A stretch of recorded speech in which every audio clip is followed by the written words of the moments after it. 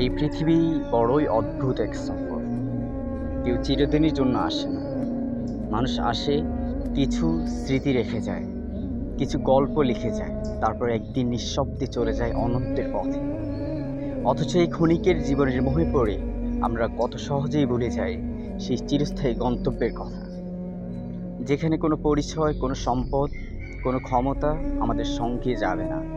সঙ্গে যাবে শুধু কিছু আমল, কিছু সৎকর্ম আর আল্লাহর সন্তুষ্টি।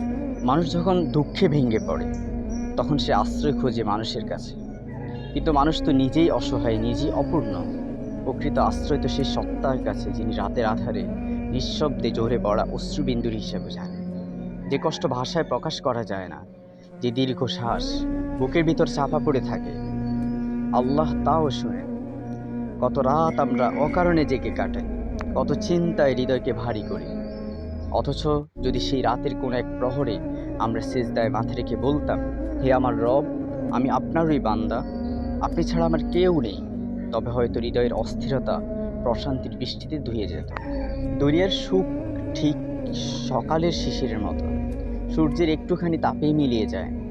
যৌবনের অহংকার, সম্পদের গর্ব, সৌন্দর্যের মোহ, সবাই একদিন সময়ের কাছে পরাজিত হবে। কিন্তু যে হৃদয় আল্লাহর স্মরণে জীবিত থাকে, তার আলো কখনো নিভে যায় না। কারণ দুনিয়ার সব আলো একদিন ম্লান হয়ে যাবে। ম্লান হয়ে গেলেও ইমানের আলো কিয়ামত পর্যন্ত পথ দেখাবে। তাই আসুন আমরা নিজেদের হৃদয়কে আবার কোরআনের দিকে ফিরিয়ে দিই, সিজদার সঙ্গে বন্ধুত্ব করি, দোয়ার ভাষায় নিজেদের ভাঙ্গা স্বপ্নগুলো আল্লাহর কাছে সমর্পণ করি। কারণ কারণ এই পৃথিবীতে সবচেয়ে সৌভাগ্যবান সেই মানুষ যে তার রবকে চিনেছে, আর সবচেয়ে ধনী সেই মানুষ যার হৃদয় আল্লাহর প্রতি ভালোবাসা আছে।